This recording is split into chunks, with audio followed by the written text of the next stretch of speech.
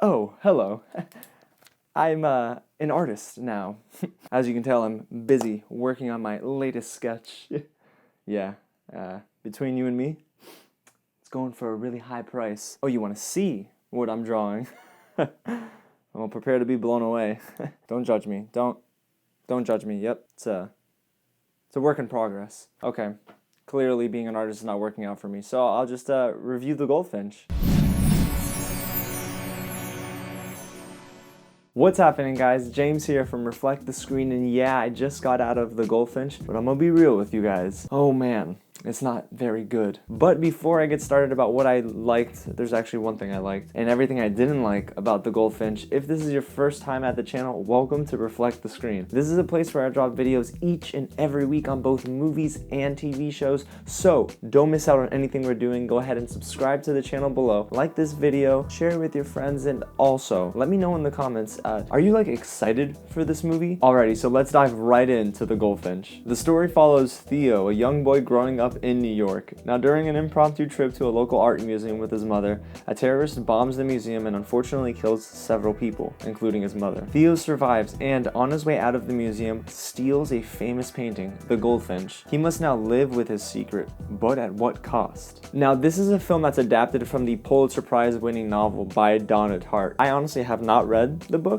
People said this book is fantastic. Let me not get into the negatives just yet, and let me talk about Ansel Elgort and Jeffrey Wright, the only two competent actors in the entire cast. I mean, man, their time on screen together, they give good performances. They have chemistry. You can tell that they put the time and the work in to study these characters, it seems. Both of them, half of the time, do a good job, and then the other half, they're really struggling like everybody else. But let me not talk too much about the acting just yet and hop into literally the only good thing for the entire movie, which is the cinematography. Roger Deakins is a legend. The man won an Oscar. He deserves more than just one Oscar, but he's a great cinematographer. The movie was shot beautifully. There are so many sequences that look so great. And the movie plays with colors, it plays with low lighting, it plays with a lot of emotion in single frames. And I love what he did with the film because he just told a story with only the imagery. And the best moment in the entire film actually has no talking, which is crazy. And then when they open up their mouths, you think, great, you just took away from this one long shot in the museum post-bombing, and I'm like, oh god, it was so good. And then you had to speak. Dang it. So Jeffrey Wright, Ansel Elgort, and Roger Deakins, the only three cast and crew members that you can actually feel put some genuine time into this movie. Everybody else though, oh god, I'm gonna go sip some tea before I go ahead and talk about these negatives because my throat's gonna get all dry and stuff. Just 2 seconds.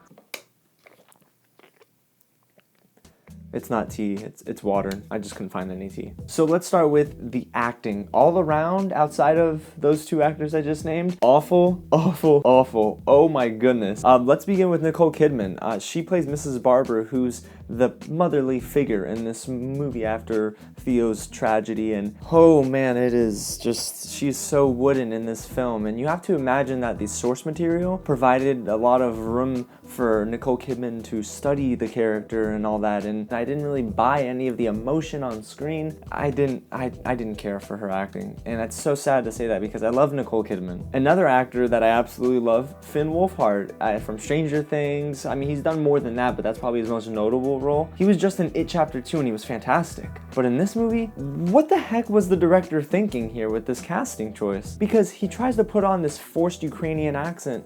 Well, because his character is Ukrainian.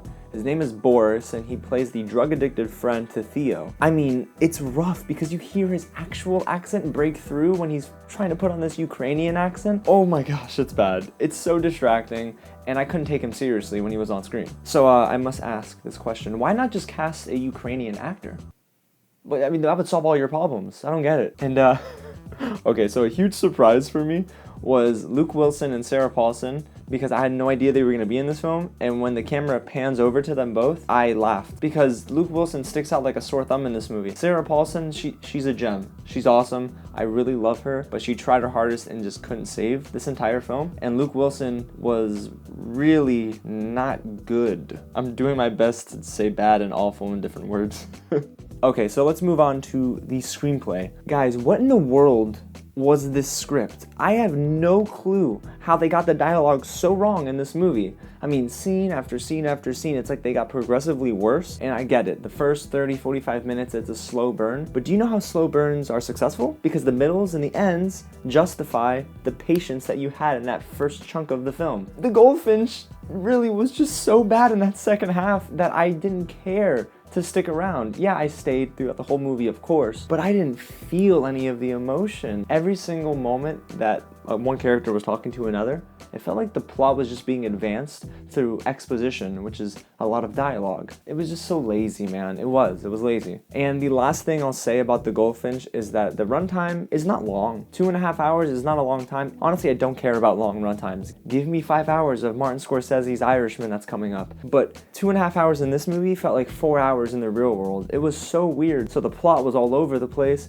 and it felt like a drag. There was literally a moment where I looked at my watch and I'm like, we have an hour left of this movie? Guys, you can clearly tell it's stressing me out, boy.